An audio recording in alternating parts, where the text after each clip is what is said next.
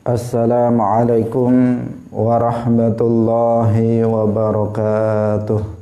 Qala al-muallifu rahimahullahu ta'ala wal qiyamatu lan qiyamat wal hisabu lan hisab was sawabu lan ganjaran wal azabu lan siksa. Kaum muslimin pemirsa yang dirahmati oleh Allah Subhanahu wa ta'ala. Yang berikutnya adalah al-qiyamah, kiamat. Nah, kiamat itu sebenarnya apa? Para ulama berbeda pendapat tentang kapan mulai disebut kiamat. Tetapi pendapat sebagian ulama yang kuat mengatakan bahwa kiamat itu dimulai dari bangkitnya manusia dari dalam kuburnya sampai penduduk surga masuk ke dalam surga dan penduduk neraka masuk ke dalam neraka. Itulah yang disebut kiamat. Karena dimulai dari min qiyamin nas min kuburihim. Jadi qiyamah itu diambil dari kata apa? Qiyam. Min qiyamin nas min kuburihim, yaitu dari bangkitnya manusia dari dalam kuburnya. Itu mulai kiamat sampai kemudian penduduk surga masuk ke dalam surga dan penduduk neraka masuk ke dalam neraka. Itu yang disebut dengan kiamat. Tetapi terkadang kiamat ini disebut untuk menyebut hari ketika malaikat Israfil meniup sangkakalanya yang pertama, yaitu hari kehancuran alam semesta ini. Terkadang disebut untuk menyebut itu.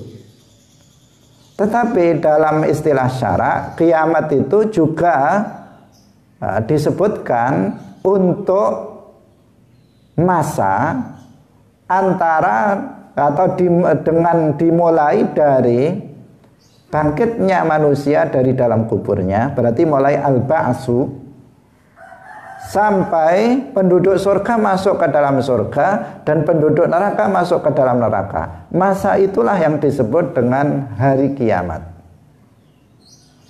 Nah, masanya itu sangat lama sekali, yaitu 50.000 tahun. Dalam Al-Quran disebutkan fi yaumin kana miqdaruhu khamsina alfasanah. Pada hari yang ukurannya itu adalah 50.000 tahun. Jadi sangat lama. Berarti kiamat ini yang akan kita jalani di sana lebih lama dari masa hidup kita di bumi ini. Seseorang hidup di bumi paling 100 tahun tidak sampai. Tetapi kita di hari kiamat itu kita butuh waktu 50.000 tahun baru selesai masa kiamat itu. Kemudian yang masuk surga di surga dan yang masuk neraka di neraka selama-lamanya. Ini masih proses ya, masih proses menuju surga atau menuju neraka bagi orang kafir. Proses ini disebut hari kiamat dan masanya adalah 50.000 tahun. Karena ketika itu ada 50 tahapan yang harus kita lalui. Ada 50 proses yang harus dilalui pada hari kiamat. Ada proses tadi al-ba'tsu, ada proses al-hasyru, ada proses al-hisabu, ada proses al-mizan, dan seterusnya. Itu sebanyak 50 proses, 50 tahapan yang harus kita lalui. Dibangkitkan, kemudian dikumpulkan, kemudian dihisab, kemudian ditimbang amalnya, dan seterusnya. Itu ada 50 kali seperti itu, yang masing-masing dari tahapan itu membutuhkan waktu 1000 tahun. Sehingga jumlahnya menjadi 50.000 tahun. Seseorang nanti menjalani proses kiamat. Proses pada hari kiamat. Kaum muslimin pemirsa rahimakumullah, dan pada hari kiamat inilah maka pahala dan siksa itu akan dirasakan oleh seseorang. Jadi surga itu adalah puncak daripada pahala. Neraka adalah puncak daripada siksa. Tetapi siksa itu telah diberikan pada hari kiamat ini. Demikian juga pahala juga diberikan dalam proses kiamat ini, telah diberikan oleh Allah Subhanahu wa ta'ala. Kaum muslimin pemirsa rahimakumullah. Kemudian wal hisabu was sawabu wal azab. Hisab, di antara perkara yang telah disampaikan oleh Rasulullah kepada kita adalah adanya hisab. Kaum muslimin rahimakumullah, selanjutnya al-hasyru. Hisab itu adalah setelah manusia ditunjukkan dari dalam kuburnya, ditunjukkannya amal perbuatan manusia kepada mereka.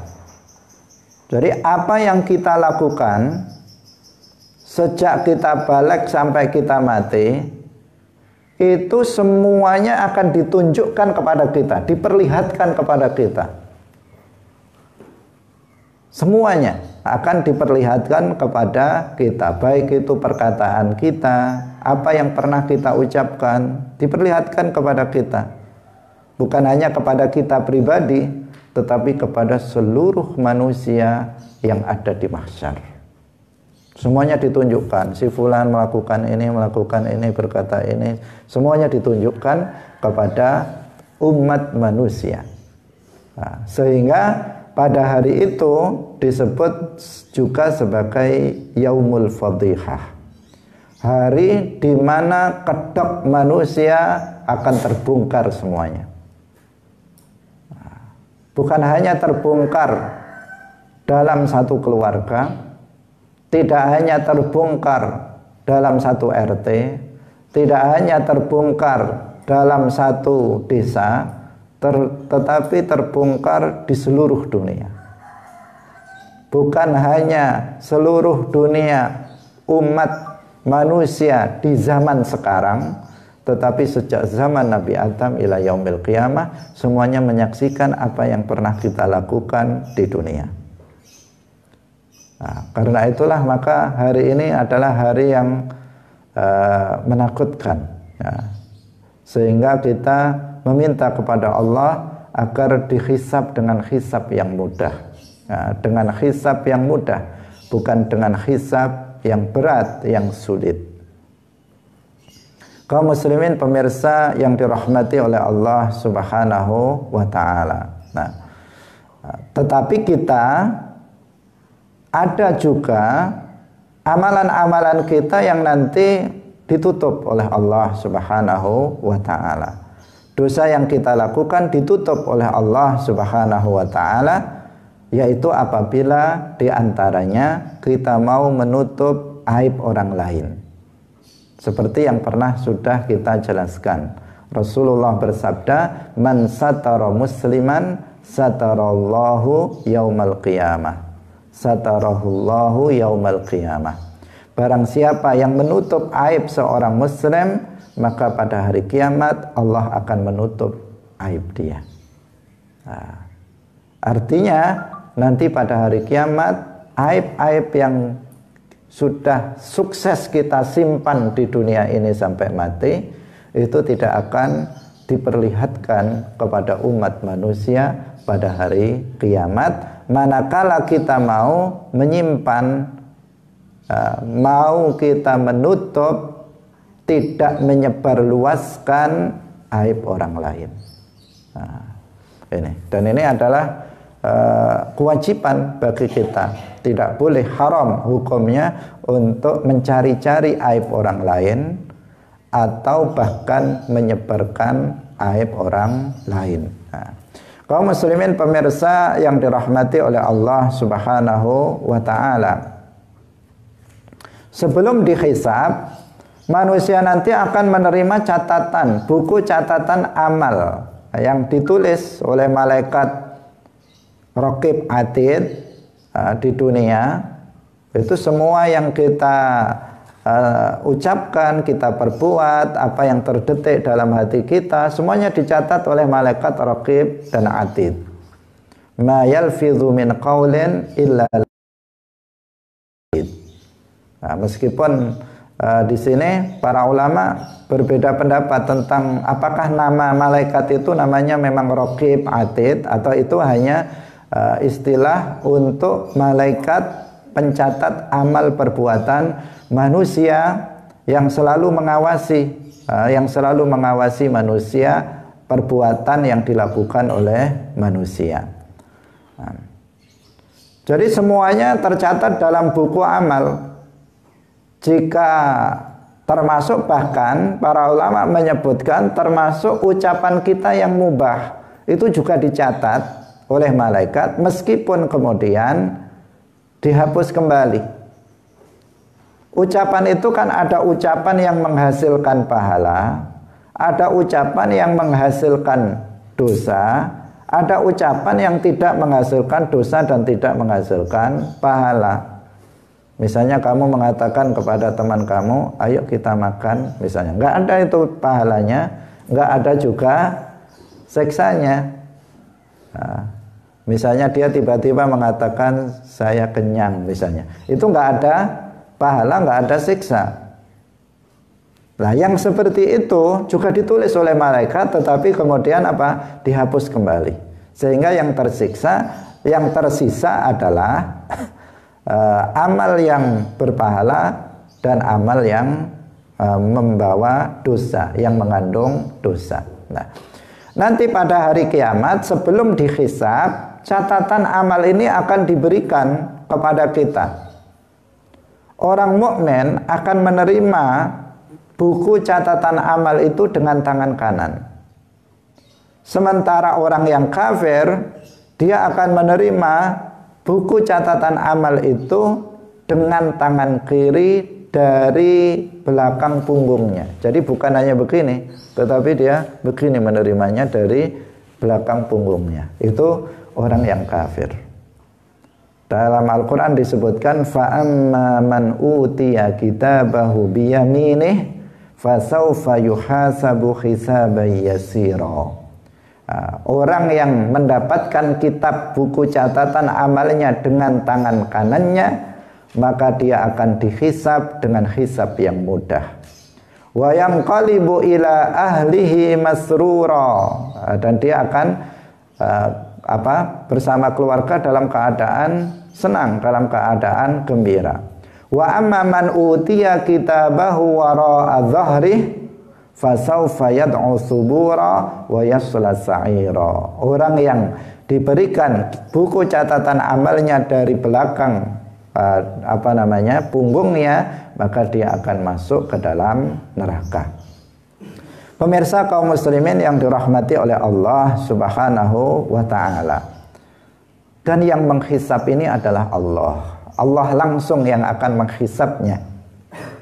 Dengan hisab yang dengan kalamnya yang azali dan abadi, yang bukan bahasa, bukan huruf dan bukan suara.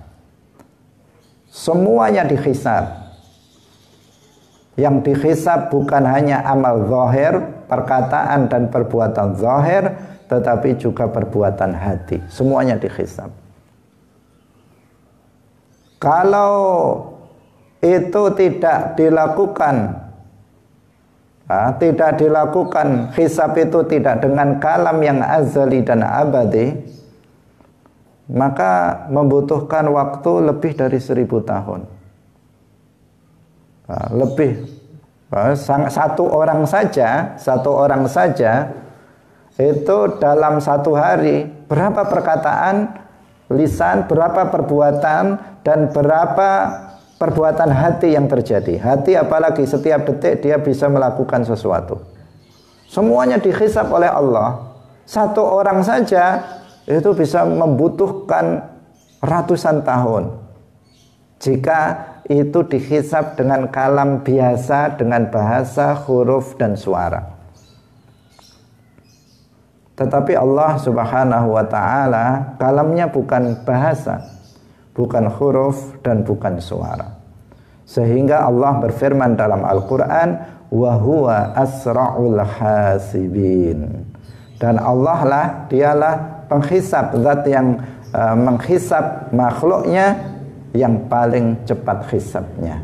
Nah, ini adalah dalil dari Ahlus Sunnah wal Jamaah bahwasanya hisab itu bahwasanya kalam Allah itu tidak seperti kalam makhluknya. Kalam Allah azaliyun abadiyun, tidak berupa bahasa, tidak berupa huruf dan tidak berupa suara, sebagaimana telah kita jelaskan dalam pertemuan sebelumnya. Nah, kaum muslimin pemirsa yang dirahmati oleh Allah Subhanahu wa ta'ala, yang selanjutnya adalah as-sawab, pahala. Tadi sudah kita singgung. Pahala itu apa? Al-jaza alladhi yujazahul mu'min yaumal qiyamah mimma yasurruhu. Jadi pahala itu adalah balasan yang menyenangkan. Balasan yang menyenangkan yang akan diberikan kepada seorang mukmin pada hari kiamat atas perbuatan baik yang dilakukannya di dunia. Itulah namanya pahala. Ganjaran, bahasa Jawanya ganjaran. Karena sebagian orang nggak paham apa sih ganjaran itu. Nah, sehingga karena nggak paham, ketika diiming-iming ganjaran, dia tidak tergerak. Kamu sholatlah biar dapat ganjaran. Kemudian dia nggak sholat juga, karena dia nggak tahu apa itu ganjaran, apa itu pahala. Nah, pahala itu apa? Pahala itu adalah balasan yang menyenangkan untuk orang mukmin nanti pada hari kiamat, berupa balasan yang menyenangkan itu tadi. Nah, itu namanya apa? Pahala atau ganjaran. Jadi ganjaran itu di mana? Nanti pada hari kiamat, bukan di dunia. Pahala itu adalah balasan menyenangkan untuk orang mukmin atas amal soleh yang dia lakukan nanti pada hari kiamat. Maka begitu kiamat, orang mukmin akan merasakan pahala itu. Nah, seorang mukmin akan merasa pahala itu nanti ketika kiamat. Ketika di dunia, kayaknya nggak ada bedanya antara orang yang rajin sholat dan yang tidak rajin sholat. Nggak ada bedanya orang yang rajin sedekah dan yang tidak rajin sedekah. Itu nggak pernah sedekah, tambah kaya aja misalnya. Sepertinya nggak ada bedanya di dunia. Kenapa? Karena pahala akan dirasakan manusia ketika nanti pada hari kiamat. Mulai proses kiamat pertama dibangkitkan dari kuburnya, kemudian digiring, dia sudah mendapatkan pahala. Dia digiring dalam keadaan berpakaian, itu pahala namanya. Dalam keadaan berkendaraan, itu pahala. Yang lain dia telanjang, tidak bertutup kepala, tidak beralas kaki. Dia berpakaian lengkap, bertutup kepala dan beralas kaki, itu pahala. Dia berkendara, itu pahala. Mendapatkan naungan arsy, itu pahala. Dihisab dengan hisab yang mudah, itu pahala. Semuanya itu adalah pahala. Jadi balasan menyenangkan yang akan diberikan oleh Allah kepada orang-orang mukmin atas amal yang dia lakukan nanti di akhirat. Ujungnya adalah masuk surga. Itu adalah pahala dari Allah Subhanahu wa ta'ala, balasan menyenangkan bagi orang mukmin atas amal yang dilakukan. Itulah yang disebut dengan pahala. Kaum muslimin pemirsa yang dirahmati oleh Allah Subhanahu wa ta'ala, ketika menyeberangi sirat, orang terpleset-pleset, tetapi dia terbang di atas sirat. Itu namanya pahala. Masuk surga adalah pahala. Kemudian yang terakhir adalah azab. Azab adalah kebalikan daripada pahala.